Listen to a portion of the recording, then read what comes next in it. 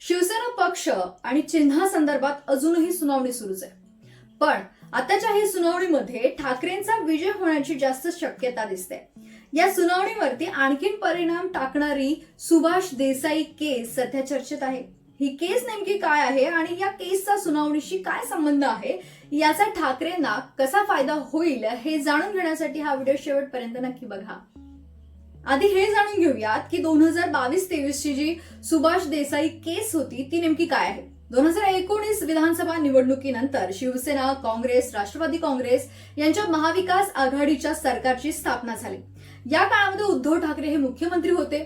मग जून 2022 मध्ये एकनाथ शिंदे यांच्या नेतृत्वाखाली 40 आमदारांनी बंड पुकारला होता. त्यानंतर सरकार अस्थिर झालं. राज्यपालांनी उद्धव ठाकरेंना विश्वासदर्शक ठराव आणण्याचा निर्देश दिला आणि मग उद्धव ठाकरेंनी राजीनामा दिला आणि त्यानंतर एकनाथ शिंदे भाजपसोबत सरकार स्थापन करत ते मुख्यमंत्री बनले. हे आपल्याला माहिती असेलच. आता सुभाष देसाई जे ठाकरे गटाचे नेते आहेत त्यांनी सर्वोच्च न्यायालयामध्ये या सर्व प्रकरणी याचिका दाखल केली होती. यामध्ये राज्यपालांचे जे निर्देश आहेत ते सभापतींचे जे निर्णय होते आणि आमदार अपात्रतेबाबत काही प्रश्न उपस्थित केले आणि त्याचीच ही सगळी केस आहे. याच सगळ्या केसला सुभाष देसाई केस म्हणून ओळखलं जाऊ लागलं. याचे संदर्भ 2026च्या केसमध्ये देखील दिले जाऊ लागले. 11 मे 2023 या केसचा एक निकाल आला. 5 न्यायाधीशांसमोर या केसचा निकाल लागला होता. मुख्य न्यायमूर्ती DY चंद्रचूड यांच्या अध्यक्षतेखाली ही संपूर्ण केस पार पडली होती. या केसमध्ये ठाकरे आणि शिंदे यांच्या नेतृत्वामध्ये जे 2 मुख्य गट तयार झाले आणि पक्षांतर्गत बंदी जो कायदा होता त्याला अनुसरून जी चर्चा आहे ती या केसमध्ये झालेली आहे. राज्यपालांची भूमिका त्यावेळी योग्य होती का याबाबतही चर्चा कोर्टात झाली. राज्यपालांच्या निर्णयावर सुप्रीम कोर्टानं टीका केली. राज्यपालांनी राजकीय पक्षाच्या अंतर्गत हस्तक्षेप करायला नको होता हेही मत तयार झालं. आता याच केसमध्ये ठाकरेंना मुख्यमंत्री पद देता येणार नाही हे देखील ठरलं. ठाकरेंनी बहुमताची जी चाचणी होती ती होण्याआधीच राजीनामा दिला होता. तो बॅकफायर झाला. त्यांनी स्वतःहून मंत्रिपद सोडलं हे म्हणायला लागलं.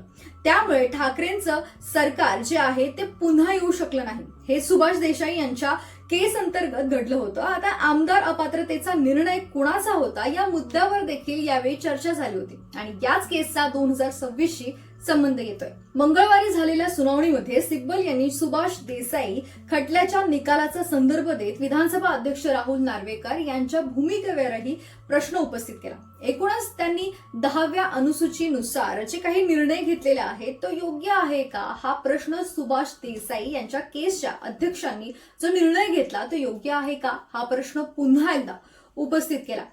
सुभाष देसाई या केसचा संदर्भ देत विधिमंडळातील फूट ही पक्षातील फूट नाहीये, पण निवडणूक आयोग आणि विधानसभा अध्यक्ष राहुल नार्वेकरांनी कायद्याचा अर्थच हा पूर्णपणे बदलून टाकला असं सिब्बल यांनी म्हटलंय.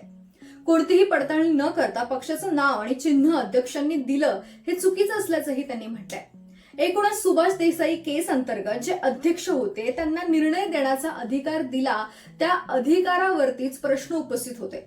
सुभाष देसाई यांचा केस भविष्यातील राजकारणावर परिणाम टाकणारा आहे.